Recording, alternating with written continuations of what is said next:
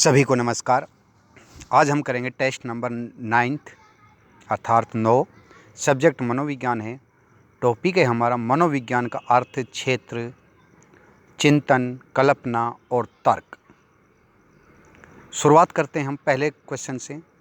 मन का सबसे बड़ा भाग होता है चेतन मन, अचेतन मन, अर्धचेतन मन।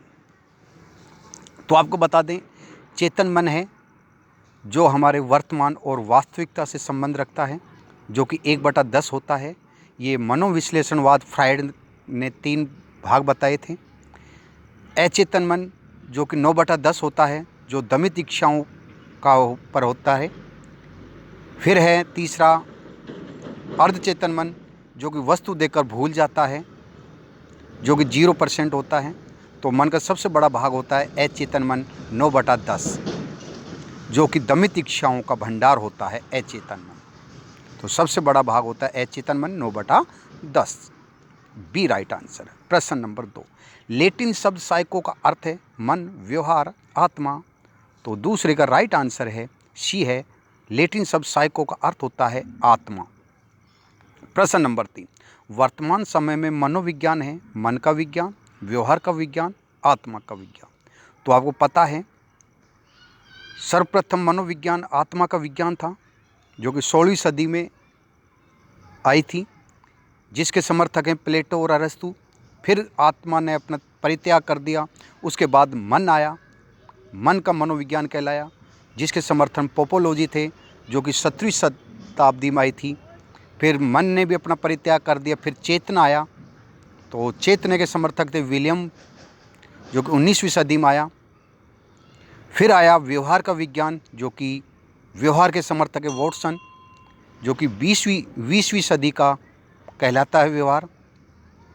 तो वर्तमान समय में मनोविज्ञान व्यवहार का मनोविज्ञान है। सर्वप्रथम आत्मा, फिर मन, फिर चेतना और फिर व्यवहार। प्रश्न नंबर अर्थात दूसरे का राइट आंसर है व्यवहार का विज्ञान।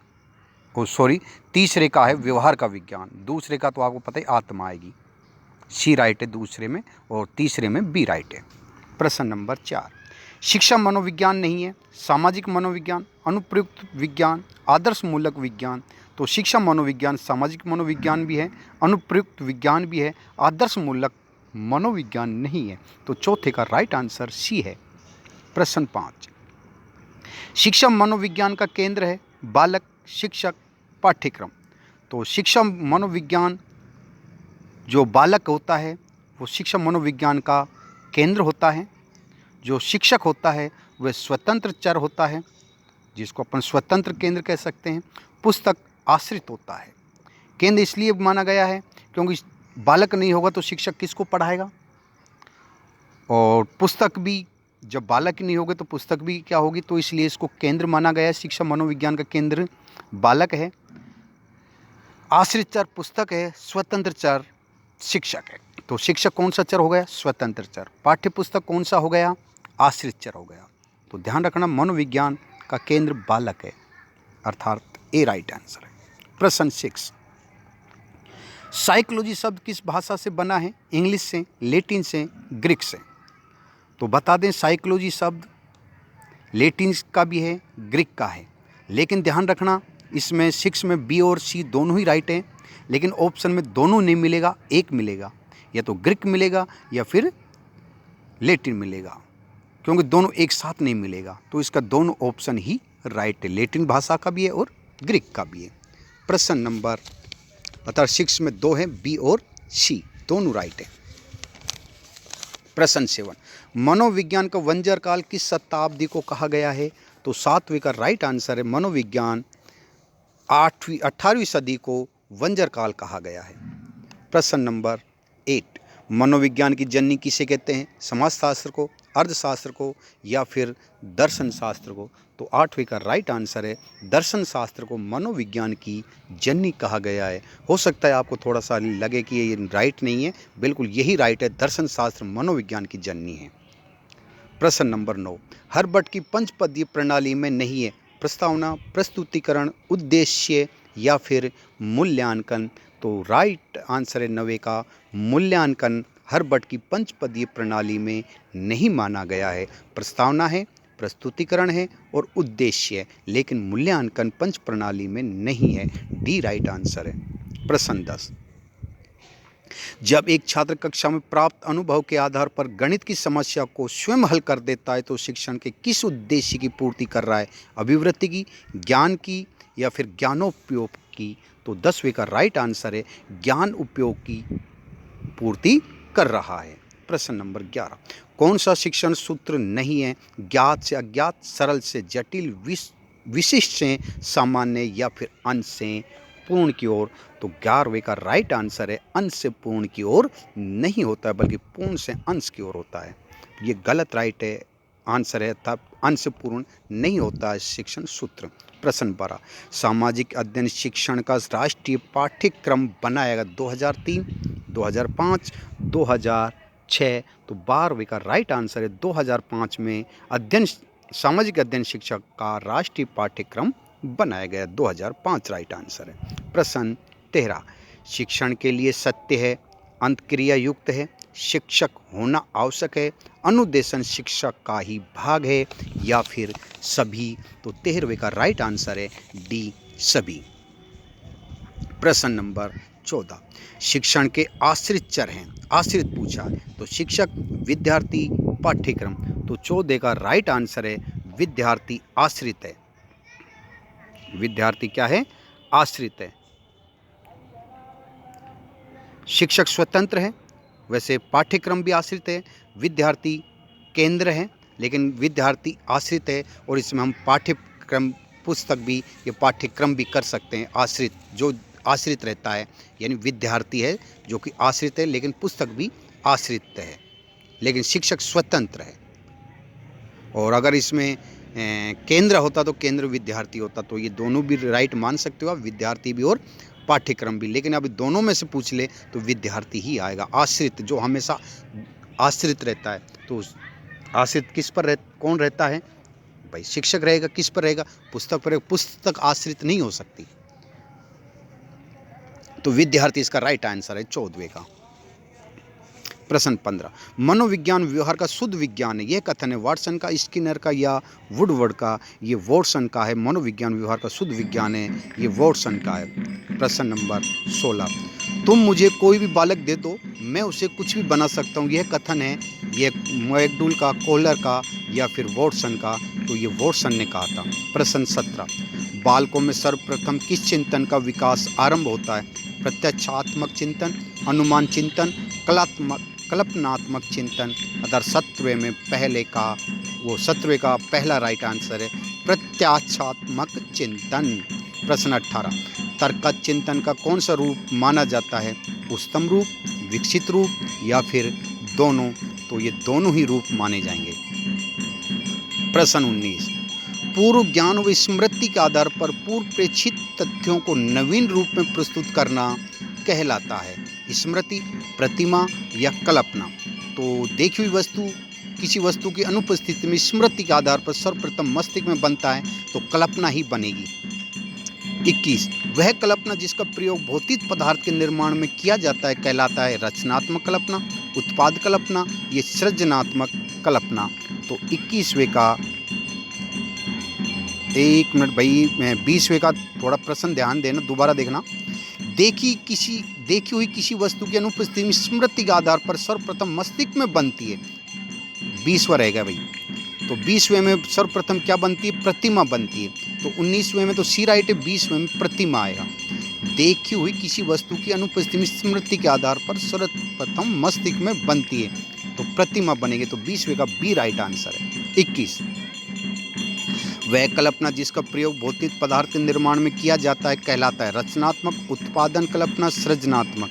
तो 21वें का ए राइट आंसर है रचनात्मक कल्पना। प्रश्न नंबर 22, वह कल्पना जिसका प्रयोग अभौतिक पदार्थ के निर्माण के लिए किया जाता है कहलाता है सौंदर्य कल्पना, सृजनात्मक कल्पना या आदात्नात्मक कल्पना? तो 22वें का राइट आंसर है बी है, अर्थात सृजनात्मक कल्पना। अभौतिक पदार्थ है और भौतिक में आ जाता है तो ए आ जाएगा, अर्थात सौंदर्य, वो रचनात्मक, भौतिक में रचनात्मक, अभौतिक में सृजनात्मक। तो भौतिक आ जाता है तो रचनात्मक, और अभौतिक आ जाता है तो सृजनात्मक। प्रश्न 23, किस कल्पना में खाली पुलाव व हवाई किले बनाए जाते हैं? कल्पनात्मक, मनन तरंग कल्पना, विचारात्मक। तो 23 में आपको पता ही लगा होगा, मन तरंग कल्पना, यानी मन में तरंग होगी तो इसका मतलब है खाली पुलाव हवाई किले बनाना, मतलब फेंकना बोलते हैं जिसको अपन। प्रश्न नंबर 24, डीवी के अनुसार तर्क के सोपान होते हैं 3, 5 या फिर 2?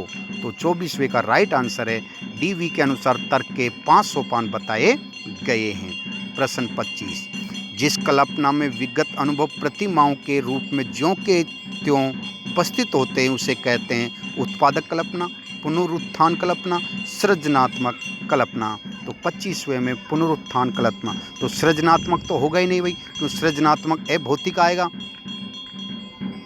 तो बी इसका राइट है, पुनरुत्थान कल्पना। तो 25वें का बी राइट आंसर है। प्रश्न 26, जिस कल्पना में व्यक्ति दूसरों के विचारों के आधार पर सर्वथा नए विचार की कल्पना करने लगता है उसे कहते हैं आध्यात्मक कल्पना, अनुकरण कल्पना या फिर दोनों?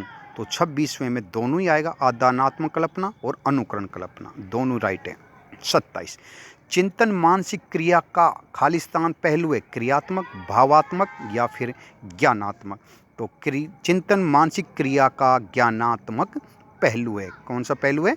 ज्ञानात्मक। तो सी राइट आंसर है 27वें। 28वां, चिंतन प्रारंभ होने के लिए क्या आवश्यक है? तर्क, समस्या या फिर भाषा? तो चिंतन प्रारंभ तभी होगा जब हमारे पास समस्या होगी। चिंतन की प्रक्रिया में सबसे कम महत्वपूर्ण है भाषा, चित्र या मांसपेशिया क्रियाएं? तो 29वें मांसपेशिया क्रियाएं ये महत्वपूर्ण, कम महत्वपूर्ण है अर्थात महत्वपूर्ण नहीं है। प्रश्न नंबर 30, चिंतन क्या है? प्रतीकों का प्रयोग, संप्रत्यय अधिगम, पारवक्षिक प्रक्रिया? तो ये आएगा हमारे प्रतीकों का प्रयोग है चिंतन। प्रश्न 31, चिंतन में सबसे महत्वपूर्ण तौर से क्या सम्मिलित होता है? स्मृति, अभिवृत्ति या फिर तर्क? तो इसमें होती है स्मृति। चिंतन में सबसे महत्वपूर्ण तौर पर क्या सम्मिलित होता है? स्मृति होता है।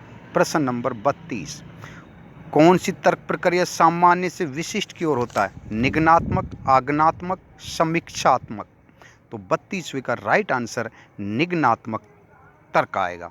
अगर आपने लाइक नहीं किया है तो पहले लाइक कीजिए, और जिसने सब्सक्राइब नहीं कर रखा हो तो वो पहले सब्सक्राइब भी कीजिए। मैं 2 मिनट का वेट कर रहा हूँ, जिसने लाइक और सब्सक्राइब नहीं किया हो तो तुरंत कीजिए, तभी अगला क्वेश्चन होगा। प्रश्न 33वां। चलिए, धन्यवाद सभी ने लाइक और सब्सक्राइब किया। सबसे अलग या हटकर चिंतन निम्न में से संबंधित है? अपसारी चिंतन, अभिसारी चिंतन या फिर तार्किक चिंतन? तो ये अपसारी चिंतन है जो सबसे हटकर चिंतन से संबंधित है। तो ये हो गए हमारे 33 प्रश्न। अब 33 में से आपके कितने राइट हैं आप ज़रूर कमेंट बॉक्स में भी बताएं और अपने ग्रुप में भी बताते रहे।